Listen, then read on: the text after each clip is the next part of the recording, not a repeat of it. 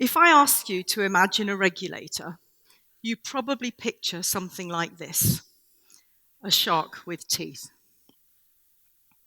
It's my job to enforce a legally binding code which existed already but hadn't made much impact. Like other regulators, I have the powers to investigate and fine.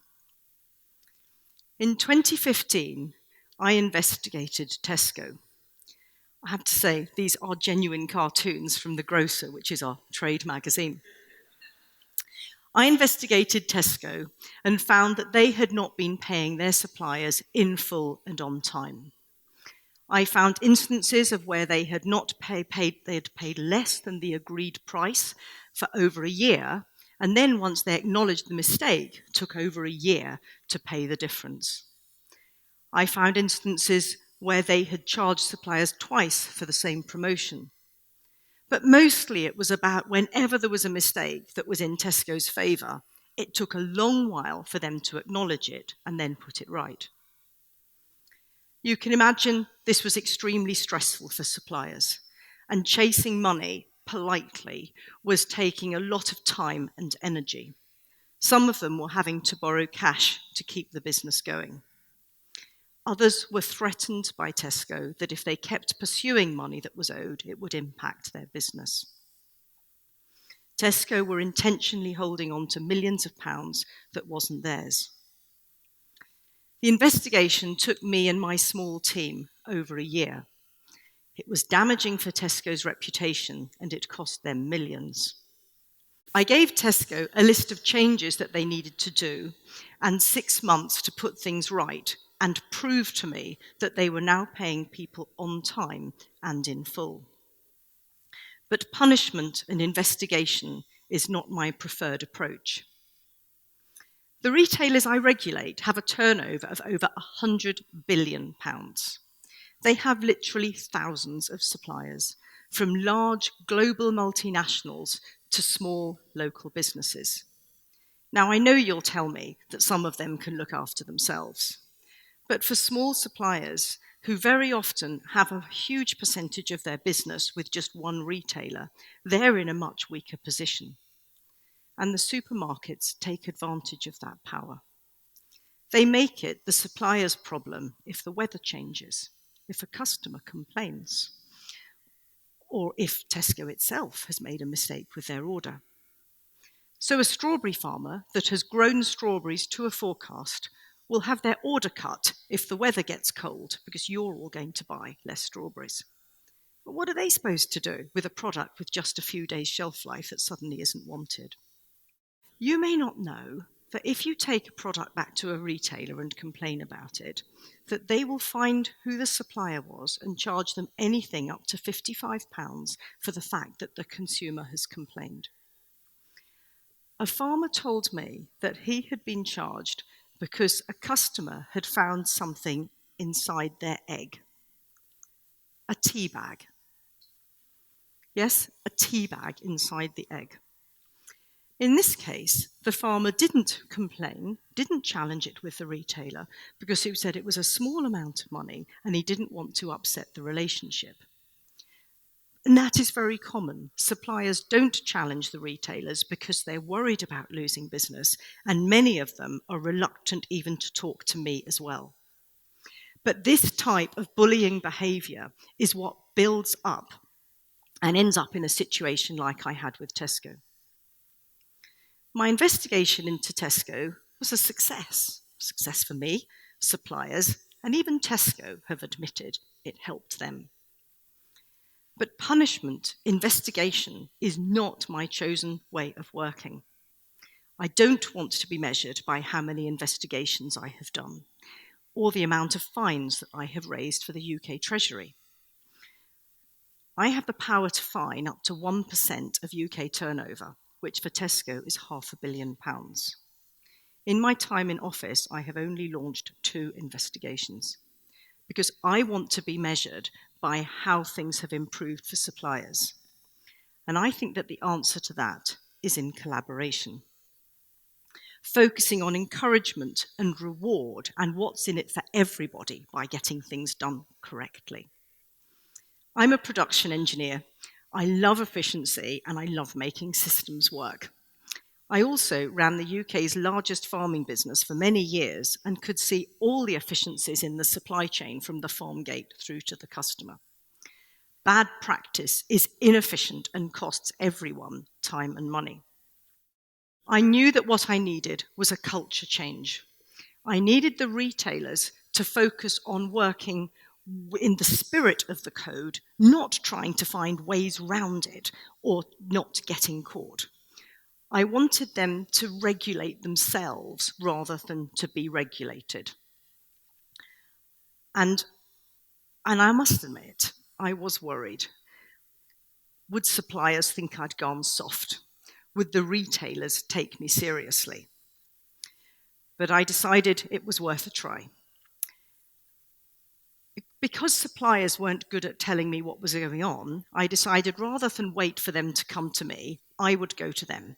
I rolled up my sleeves and I went to trade events, conferences, meetings, workshops. If I heard about a trade network that I hadn't come across before, I would practically invite myself in. And when I was there, I would ask questions, listen, read between the lines, and build up a picture of the sorts of things I was hearing. I have a duty of confidentiality, so I can't let the retailers know who I've spoken to, but by building up a picture, I am protecting that confidentiality. And then I'll take those themes to the retailers and work with the compliance officers. And we'll talk about why certain practices are against the code. And I will give them the opportunity to go back to their businesses, look at what's going on, and report back to me what they have found. I ask them to focus on putting things right themselves. When they tell me, or when I hear that something's going wrong, I assume it's a cock-up rather than a conspiracy. It's incompetence rather than malicious. But they do have to put things right. If I find that a retailer is dragging its feet, I intensify my collaborative approach.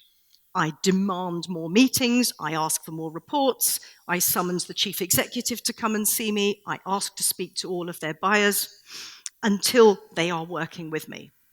And it is all working. I'll give you an example. In the summer of 2015, I heard that Morrisons were asking for lump sums from their suppliers to keep their business. Yes, for the privilege of carrying on the supply contract that they already had. I heard of all sorts of figures, but some went as high as £2 million. I contacted the chief executive straight away, told him what I had heard. The practice and the requests stopped overnight. Morrisons launched their own internal investigation, looked at millions of emails, and wherever there was evidence that a supplier had paid money, it was automatically paid back.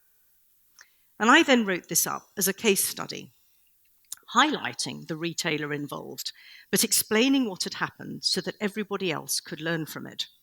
As opposed to an investigation, a case study is quick. The money goes back to the suppliers, not to UK Treasury, and then the code is then clarified for everyone to benefit from. In my time in office, I have done 5 case studies. The most recent was towards the end of last year when I did a case study against Asda. You can see that some people maybe felt that Asda had got away with having a case study against them rather than an investigation. But I said I wanted to be measured by how things had improved for suppliers. And in this, I have a trump card. I do an annual survey. Over 1,000 suppliers respond to this survey. And this enables me to see how compliant the retailers are relative to each other, who has improved, and more importantly for me, where there are still issues that I need to work on. And I can identify those issues by element of the code, by retailer, and in some cases, even by category. Now, you're probably all wondering which retailer is the most compliant, which one comes top of my league table. Well, it's actually somebody just round the corner from here. It's Aldi. Aldi have been the most compliant retailer every year of my survey. Who's the most improved? It's Tesco. Tesco are by far the most improved, and they've gone from being towards the bottom of the league table to a very comfortable place in the top half. The survey acts as an encouragement and a reward for all of the retailers and demonstrates not only significant progress on specific issues like customer complaints that I spoke to you afterwards, I can map how that's improved, but it also demonstrates that there's been an improvement across all of the retailers. Now, I took this job to make a difference because I wanted to change behaviour. I wanted to shift the culture. I'm not naive. I know that the retailers are only working with me because I've got the powers to investigate and because the fines are so potentially huge.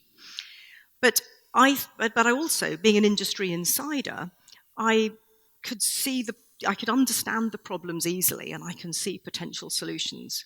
And therefore, by working collaboratively with them, I can use my power and I can use my knowledge to try and make an improvement for everybody and to encourage and reward them to do so.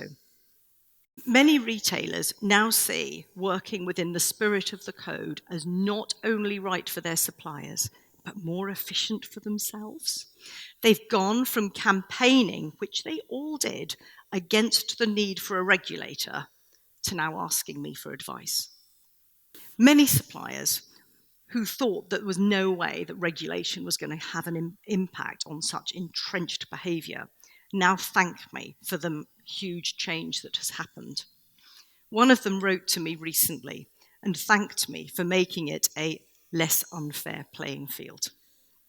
So I believe that if in an industry where there is such a massive imbalance of power and where there's been a history of wrongdoings, can be changed by working on encouragement, reward, collaboration rather than punishment, that is an idea worth sharing.